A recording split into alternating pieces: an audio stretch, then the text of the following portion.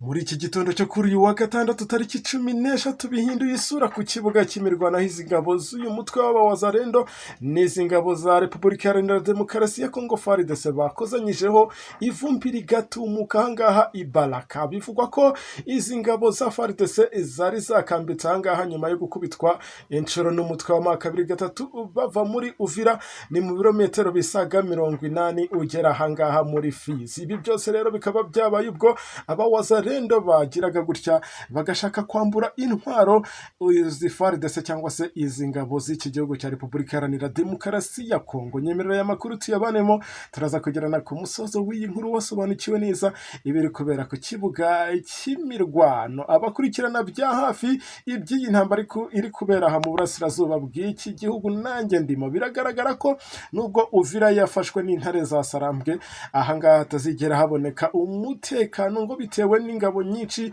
zikiri muri ibi bice, aho bamwe mu basirikare baturuka mu gihugu cy'u Burundi cyangwa se bamwe mu bari boherejwe na Perezida Neva, bamwe batashye ariko abandi bakazamuka muri iyi misozi ikikije Uvira, aho bamwe muri abo ngabo bamaze gucukura indake, ari nabyo byateye impungenge uyu mutwe wa makabiri gatatu ndetse na bamwe mu baturage batuye muri biriya bice bya Minembwe. Byose reka ngende mbikugezaho, turaza kugendana ku musozo w'uyu nkuru wasobanukiwe neza ibiri kubera ku kibuga cy'imirwano muri iki gitondo cyo kuri uyu wa gatandatu tariki 16.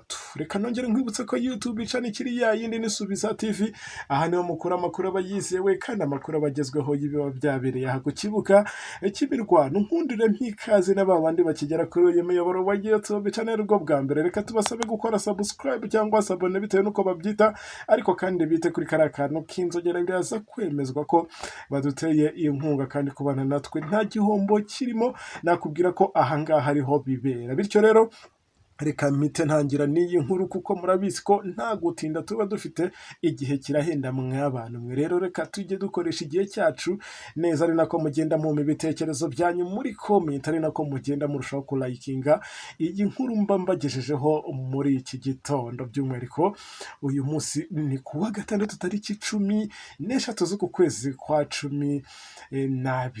Ubwo birumvikana ko turi no kugana ku musozo w'uyu mwaka, mbona no kubifuriza kuzagira umwaka mushya muhire wa 2026 tugiye kwinjiramo. Ejo bundi dutangiye n'iyi nkuru rero byagaragaye ko amasasu menshi yumvikanye muri baraka, aha ni muri Fizi. Ubwo nakubwira ko ari muri teritwari ya Fizi, turacyari mu ntara ya Kivu y'Amajyepfo. Ibi byose bibaye nyuma y'uko hashize iminsi igera kuri ibiri n'igice cyangwa se 3 uyu mujyi wa Uvira uherereye mu ntara ya Kivu y'Amajyepfo ufatwa nk'umujyi wa kabiri munini, aho waje kwigarurirwa n'isi nyeshyamba z'uyu mutwe wa makabiri gatatu nyuma yo kuwirukanamo izi ngabo z'abawazarendo zifatanya ku rugamba n'isi ngabo z'iki gihugu cya Repubulika Iharanira Demokarasi ya Congo FARDC, ndetse tutirengagije n'abangaba basize bakoze amahano mu gihugu cy'u Rwanda. Ubwo ndi kuvuga FDLR yewe nimbonera kure n'abandi navuga ngo ni ingabo z'u Burundi, yewe n'abacancura ahangaha byagaragaraye ko bahari n'abamayimayi, ariko bo bose bakubiswe inshuro. Bamwe bati ikibono nta maguru, abandi ubwo birumvikana ko bakishijwe n'amaguru bagenda. Ni cyo kinyarwanda cyiza bakunda gukoresha, aho bamwe amaguru bayabangiye ingata bakagenda. Ni mu gihe rero inkuru yabanjirije iyi ngiyi nagiye mbabwira uburyo bamwe muri aba basirikare benshi babarirwa mu bihumbi 2 bahungiye muri baraka bavuye mu mujyi wa Uvira, aho bamwe bagiye bagenda n'amaguru, aho abaturage bahurujwe no kureba amabara y'aba basirikare cyangwa se akaga abasirikare bahuye nako. N'abasirikare babarirwa mu bihumbi 2, aho buri musirikare umubona ko ahetse intwara ariko nta n'inkweto yambaye. Ibi rero bikaba byaratumye bamwe mu baturage batuye ahangaha muri Fizi bavuga ko ibi ngibi biteye isoni n'ikimwaro ku ngabo za FARDC zagiye zitsindwa ku rugamba inshuro nyinshi. Ibi ngibi rero nakubwira ko iyi mirwano idasanzwe yabaye kuri uyu wa gatanu tariki 14. Ubwo birumvikana ko ari ejo hashize muri uyu mujyi wa Baraka, aho humvikanye urusaku rw'amasasu menshi. Ni nyuma y'iminsi igera kuri 2 nk'uko nabikubwiye kubwiye izi ngabo za Repubulika Iharanira Demokarasi ya Congo FARDC zihunze umujyi wa Uvira, aho byagiye bigaragara ko umujyi wa Uvira wafashwe nta n'urusaku rw'amasasu rubayeho, kereka amasasu yari yavuze kare mbere y'uko uyu mujyi ufatwa, cyane ko babanje kurwanira muri kariya gace kegereye uyu mujyi wa Uvira ivumbi rigatumuka. Mu masaha ya nimugoroba rero ni nabwo byagiye bigaragara, ngira ngo iyo nkuru nayibagejejeho igaragaza uburyo intare za Sarambwe zinjiye mu mujyi wa Uvira zihabwa ikaze n'abaturage benshi, bigaragara ko bishimye. Abangaba navuga ngo batsinzwe ku rugamba rero n'izi ngabo za M23, ubwo harimo FARDC n'abo bafatanya ku rugamba, ntabwo ari ngombwa ngo mbasubiremo. Aba bigaragara ko baje guhita berekeza ahangaha muri Baraka, ubwo birumvikana ko ari nko mu birometero 80 uvuye muri uyu mujyi iwa Uvira. Abangaba bose rero bahise bajya gukambika ahangaha, ndetse bigaragara ko aba Walalend ndetse n'izo ngabo zindi zigiye zifatanya uru rugamba bahanganyemo n'uyu mutwe wa M23, byagiye bigaragara ko hari ibyo baba batumvikanaho. Ibihe byinshi twagiye tubona ko bajya bakozanyaho, kandi aribo bagaragara ku rugamba nk'abari gukubita umuntu umwe cyangwa se izi ntare za Sarambwe.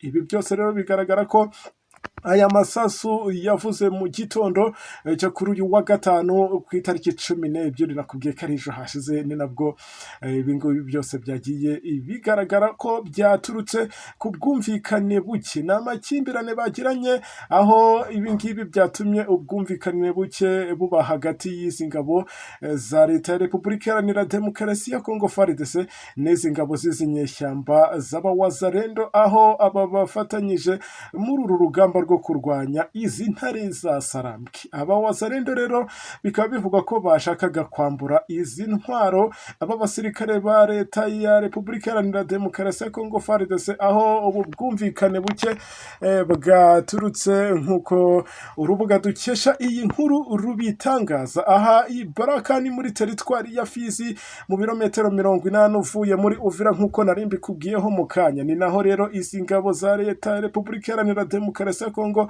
n'ubuyobozi bw'intara ya Kivu y'Amajyepfo bagiye bahungira. Ni nabwo rero bagiye bahungira ejo bundi ku wa gatatu ndetse no ku wa kabiri. Twagiye tubona ingabo nyinshi, abatarabashije kubona imodoka bagendamo bafashe uwa leta cyangwa se bafashe y'ibitaka, cyane ko ahangaha nta bikorwa remezo biba bihari. Imihanda myinshi nagiye nkubwira ko ari y'ibitaka.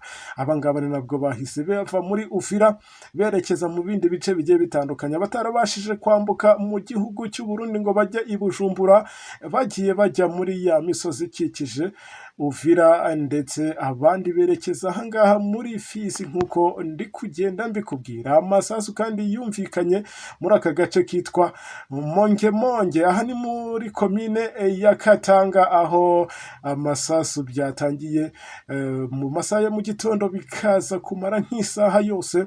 Umwoto wabaye umwoto ahangaha muri Fizi. Wahaye amakuru uru rubuga twizera dukuraho iyi nkuru yagize ati turacyumva urusaku rw'amasasu ari kuraswa n'Abawalalend, aho Abawalalend n'ubundi bari kurasa FARDC na FARDC ikabasubizaho. Bigaragara ko Abawalalend bashaka kwambura intwaro bari abasirikare ba FARDC, ari nako ntabwo byabahiriye, ariko n'ubundi urugamba bigaragara ko rugikomeye. Inzego z'ubuyobozi bw'izi ntara ya Kivu y'Amajyepfo bwahunze Bukavu, bikaba bivuga ko abangaba bagiye bajya muri Uvira, none kuri ubu ngubu bikaba bigaragara ko bavuye na Uvira berekeza Baraka naho biragaragara ko n'ubundi ibagiye kuhava. Ni ukuvuga ngo bari mu ruzerero. Aba nakubwira ko bahunze umujyi wa Goma muri Mutarama uyu mwaka, igihe byari bikomeye, nabwo intare za Sarambwe ziri kwigaragaza.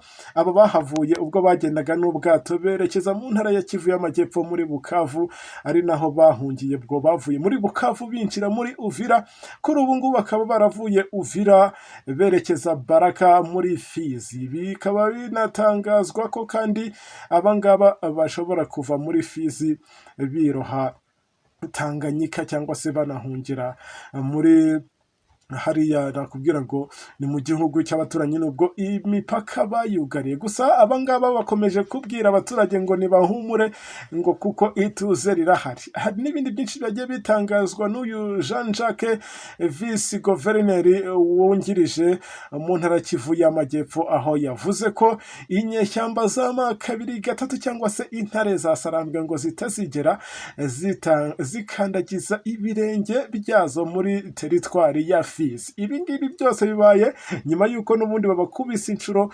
bakabohereza cyangwa se nabo ubwabo bakashwiragira batazi niyo bajya, aribwo berekezaga ahangaha muri Fizi muri Baraka. Ariko n'ubu ngubu baracyakomeje kwihagararaho bavuga bati kabiri gatatu cyangwa se izi ntare zasarambwe, reka mvuga ko ari abahungu ba Sultani Makenga, bavuga bati ntago bazigera binjira aha muri Fizi. Kubera iki? Fizi ni umujyi utari munini cyane, ariko kandi ni n'umujyi utari mutoya tugereranyije n'indi mijyi yose, ariko uyu ni umujyi uzawunganira Uvira nk'uko bigenda bigaragazwa n'amapu. Aba Walalend hagati n'izi ngabo za Repubulika Iharanira Demokarasi ya Congo FARDC bakunze kugaragazwa cyangwa se bakunze kurangwa no guhangana hagati yabo ubwabo, bashaka kugenzura ibice cyangwa aba Walalend, bigaza gutuma rero abangaba bakomeza guhangana mu buryo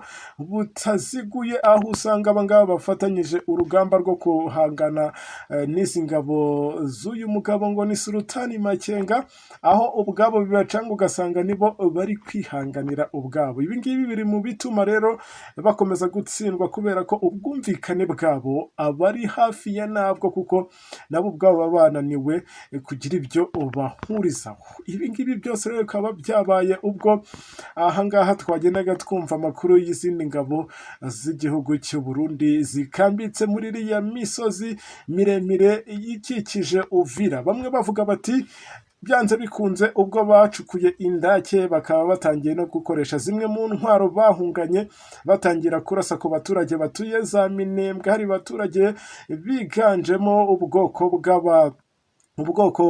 bw'abanyamurenge batuye hariya muri Minembwe, aho bamwe bagenda baraswa n'abangaba twavuga ngo bagiye basigara mu gihe bahungaga. Ubwo abangaba ni abavuga bati turajya kwa Perezida Evariste Ndayishimiye noneho araduhitana. Ariko kandi tugarutse ahangaha gato, umutwe w'amakabiri gatatu ni nabwo byagiye bigaragara ko yashyize hanze imyitwarire iteye impungenge bamwe mu basirikare b'iki gihugu cy'u Burundi. Ni nyuma yo gutsindwa cyangwa se nyuma y'uko babakubise inshuro. Ihuriro rya makabiri gatatu rivuga ko nubwo aba basirikare benshi b'iki gihugu cy'u Burundi basubiye inyuma mu gihugu cyabo, bamwe bakagenda bahungira no mu mashyamba, ni nabwo byagiye bigaragara ko nyuma yo gukubitwa inshuro bava muri Uvira, abandi bagiye batsimbarara cyangwa se bagiye bihagararaho, ari nabwo bivugwa ko banze gutaha.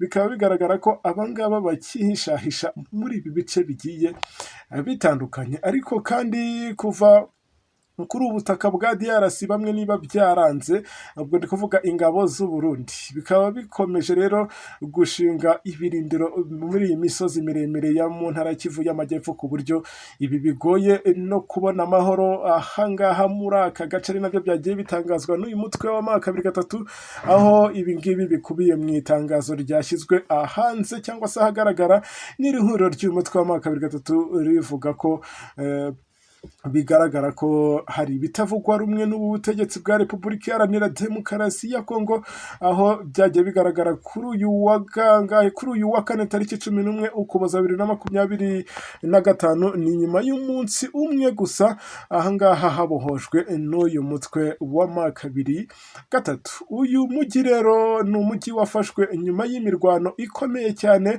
yari yishamiranyije aba barwanyi barimo iri huriro ry'umutwe w'amakabiri gatatu ndetse n'iri huriro rya leta ya Repubulika Iharanira Demokarasi ya Congo by'umwihariko, aho twagiye tubona ko abangaba bashyigikiwe n'iyi mitwe ikorera mu burasirazuba bw'iki gihugu, aho bagiye bamwe bahabwa ibikoresho byinshi bigiye bitandukanye, ariko ntibibuze intare za sarambwe kubakubita ngo bereke ahareba inzega nk'uko bakunda kubivuga. Gusa kandi nk'uko iri tangazo rigaragaza impungenge zifitwe n'uyu mutwe wa kabiri gatatu nyuma y'uko ufashe Uvira, ariko hakaba hari abasoda b'iki gisirikare cy'u Burundi badashaka kuva ku izima ngo basubire iwabo, ahubwo bakaba bagikomeje kwiyenza, ari nako bagaba ibitero karundura ku baturage b'inzirakarengane, by'umwihariko abangaba batuye za Minembwe ndetse n'ahandi hagiye hatandukanye. Ariko kandi ibi ngibi biravugwaho na bamwe mu bayobozi bagize iri huriro ry'uyu mutwe wa kabiri gatatu, bakomeza kuvuga ko nabo ubwabo bazakora iyo bwabaga abangaba n'ubundi bakabasubiza iwabo ku ngufu, ngo kubera ko nta gahunda n'imwe bafite yo kuba babarekera kuri ubu butaka bw'iki gihugu cya Repubulika Iharanira Demokarasi ya Congo. Ngaya makuru nari nkufitiye rero iki gitondo, nkubwira ngo ikibuga nuko nguko kiriwe ku munsi w'ejo ndetse n'uko kiramutse muri aya masaha yo kuri uyu wa gatandatu. Nkubwiye ngo dusubire amakuru yacu ari imbere, ntago naba nkubeshye kuko amakuru yo tuba tuyafite menshi, uze kunkundira ukomeze ubane nanjye buri uko naporodinze inkuru, ujye uba hafi ubikurikirane, ndetse ari nako ugendamo ibitekerezo byawe hasi muri comment. Reka nkubwire ngo asante sana.